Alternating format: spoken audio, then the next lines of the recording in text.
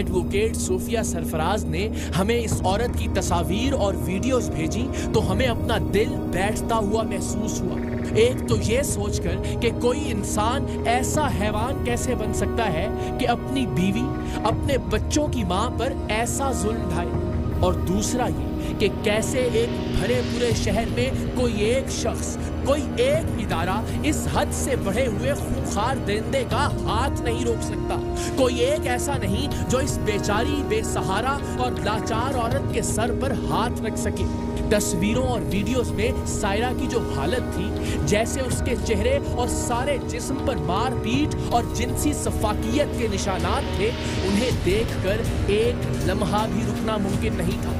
हम अगले ही रोज कराची से जैकबाबाद के लिए रवाना हुए। एडवोकेट सोफिया सरफराज ने बताया कि ये वहशी दरिंदा सुबह के वक्त हमें घर पर मिल सकता है, सो कराची से लाड़काना पहुंचकर हमने रात वहीं इंतजार किया और अगली सुबह 1.5 घंटे का फासला तय करके जैकबाबाद पहुंचे। इस सारे मामले को हम इंतहाई खुफिया रखना चाहते थे। टीम सरेआम की जैकबाबाद में मौजूदगी की भिनक अगर किसी को पड़ जाती तो खदशा था कि बात किसी तरह इस बदबख्त शौहर के कान तक भी पहुंच सकती है, इसलिए कि इसकी और इसकी बीवी की लड़ाई इन दिनों बहुत से शहरी हलकों में मौजूए बहस थी। यूं तो इसे लड़ाई कहना सरासर नाइंसाफी और ज्यादती है। इस औरत का जख्म, मुरझाया हुआ चेहरा, वहशी पने से काटे हुए बाल और जिस्म के हर हिस्से पर वहशत परस्ती के निशानात चीख चीख कर बता रहे थे कि ये मियां बीवी की लड़ाई नहीं, बल्कि शौहर की जाबिराना और हाकिमाना सोच का अमली मुजाहिरा है। इसकी नाम निहाद मर्दानगी का घटिया सबूत है, और वो भी सिर्फ इसलिए कि ये उसकी मोहब्बत में अपना घर बार, अपने रिश्तेदार सब छोड़ आई थी, और अब उसके पीछे आने वाला कोई नहीं था। जबरदस्ती से मुझे काटता है, मेरी चीख निकल, मेरा दम घुटा। 4 बार मैं मर के बची हूँ सर। पापा चैक मारता है, लाते मारता है, बकटास पे डले हुए थे, उनको ऐसे मारो तो मेरे कानों को जख्मी कर दिया होता।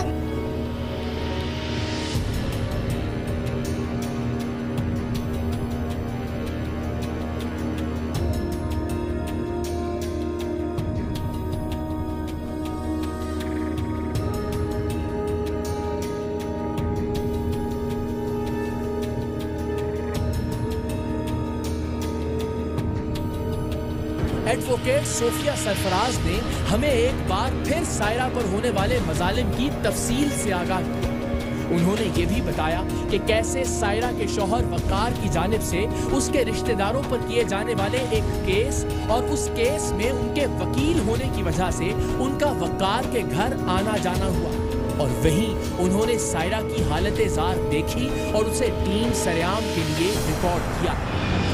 काट के पैरों पे, मैं लफ्ज़ क्या बताऊँ, किससे मारता हूँ। मैं तो उस दिन गई, अब यकीन करें, बस मैंने शो नहीं किया कि मुझे तुम्हारे से मारने से कोई इंटरेस्ट है। मैं इस चीज़ को ऐसे रखती थी, मैं लड़ता को तुम्हारे, ठीक है। वो तभी मैं ये कह रही हूँ ना कि मुझसे उसने चीज़ शेयर की हुई है। समझ लो कि मैं तो यकीन भी नहीं आ रहा है कि वो जिंदा मुझे मिलेगी कि नहीं मिलेगी। इस हद तक मुझे बस पता नहीं। ये 3 दिनों में आप लोगों से रब्ता नहीं करवाया।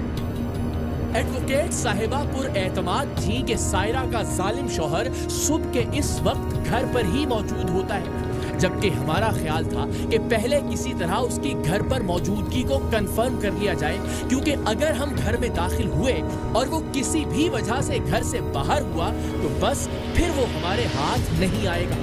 एडवोकेट साहिबा का इसरार था कि वो हर हाल में घर पर ही मिलेगा, सो हम अल्लाह का नाम लेकर उनके साथ हो लिए। इसके बावजूद हमने उनसे दरखास्त की कि पहले सिर्फ वो उसके दरवाजे पर जाकर दस्तक दें, क्योंकि वो उनकी वकील हैं। उन्हें पहचान कर जैसे ही वो दरवाजा खोले या घर में उसकी मौजूदगी की तस्दीक हो जाए तो बस वो हमें इशारा करें, हम उसी वक्त गाड़ियों से बाहर निकल आएंगे। ऐसा ही हुआ। हम जैकबाबाद के गुलजानाबाद बाजार में पहुंचे।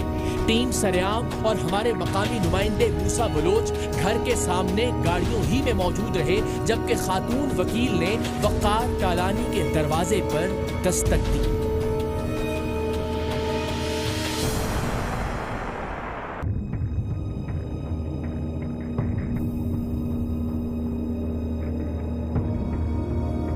के अंदर से जैसे ही सायरा पर जुल्म करने वाले उसके शौहर वक़ार टालानी की आवाज आई, वकील साहिबा ने हमें इशारा किया और हम बिजली की सी सुर्रत से कैमरों समेत घर के अंदर दाखिल हो गए।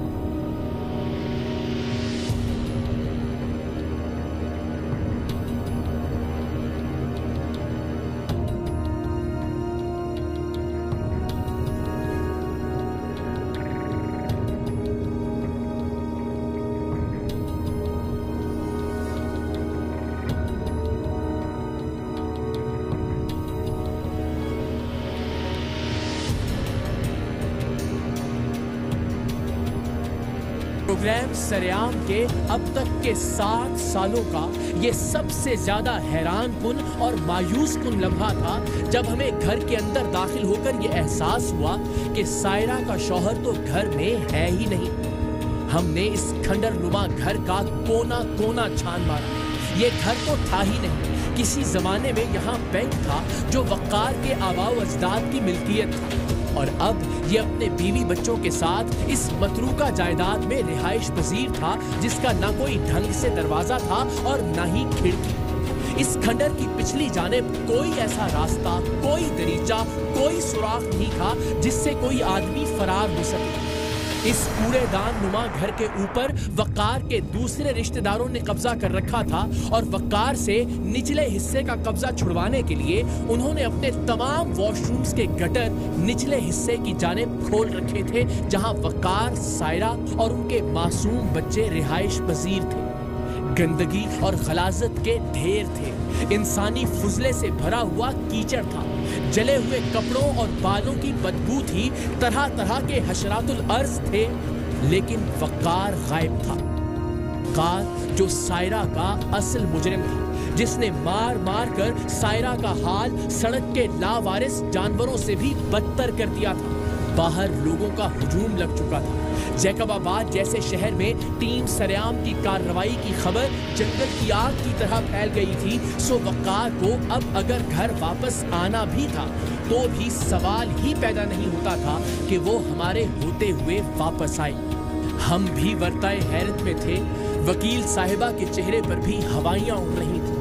उन्हें ये खौफ भी था कि अब अगर वक़ार टालानी पुलिस के हाथ ना आया तो वो जुनूनी आदमी बाद में उन्हें या उनके बच्चों को नुकसान पहुंचाएगा। हम सब हैरान थे, परेशान थे, अफसुर्दा थे कि आखिर हम सब से इतनी बड़ी गलती कैसे हो गई कि ऐसा बदबख्त, जालिम और काबिले नफरीन मुजरिम हमारे हाथ से निकल गया।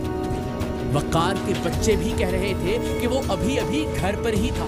वकील साहिबा का भी यही कहना था कि उन्होंने उसकी आवाज सुनकर हमें आने का कहा था। तो फिर वक़ार टालानी को आसमान खा गया था या जमीन निकल गई थी? हाँ, लेकिन वो है कहाँ पे?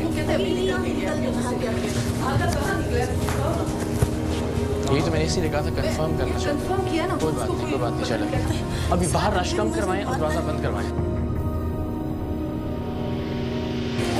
यहाँ पर मेरे साथ मुझे मारा था, अभी भी मुझे मारा था, अभी नींद से उठा मुझे मारा था, मेरे बच्चों को मारता है।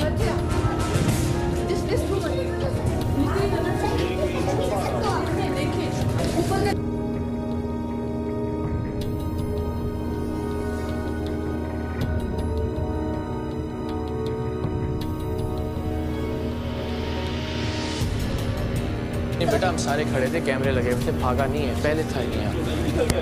नहीं यहाँ से भाग गया। बेटे ने देखा ना उसको, निकली ना पक्का।